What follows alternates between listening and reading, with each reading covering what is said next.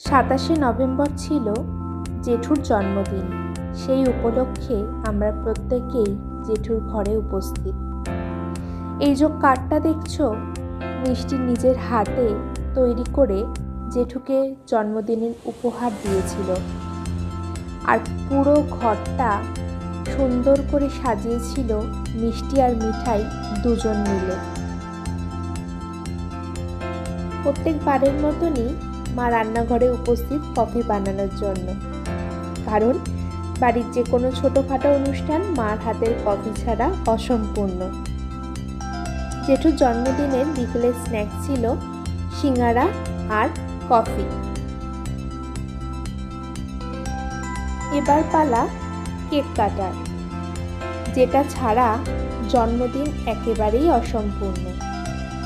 আমরা প্রত্যেকে একসাথে হয়ে জেঠুর বার্থডেটা ছোট্ট করে হলেও উদযাপন করলাম কেক কাটিংয়ের মাধ্যমে।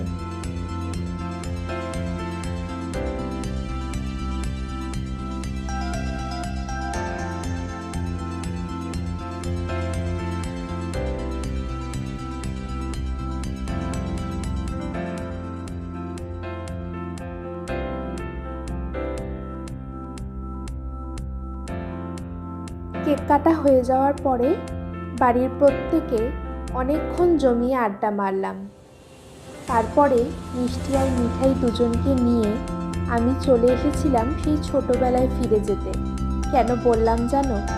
আমি ওদের সাথে বসে সেই ছোট্টবেলার মতন কাটাকুটি খেলছিলাম। ঘড়ির কাঁটা তখন 10:30। সকলে মিলে রাত্রিরের খাওয়ার পর্ব সারার পালা। সকলে খাওয়া দাওয়া হয়ে যাওয়ার পরে সবাইকে বিদায় জানিয়ে যে যার ঘরে ফিরে এসেছিলাম।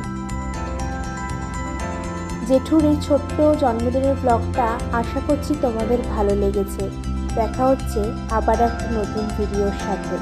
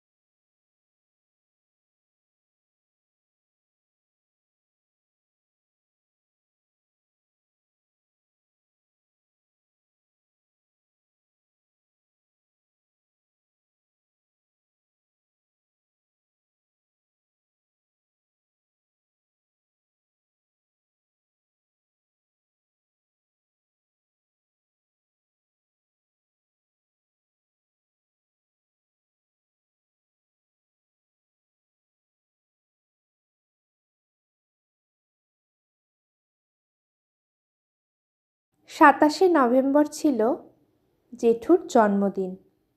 সেই উপলক্ষে বাড়ির প্রত্যেকে উপস্থিত জেঠুর ঘরে। আর এই যে কার্ডটা মিষ্টি নিজের হাতে তৈরি করে জেঠুকে বার্থডে উপহার দিয়েছিল। ঘরটা সুন্দর করে সাজিয়েছিল মিষ্টি আর মিঠাই।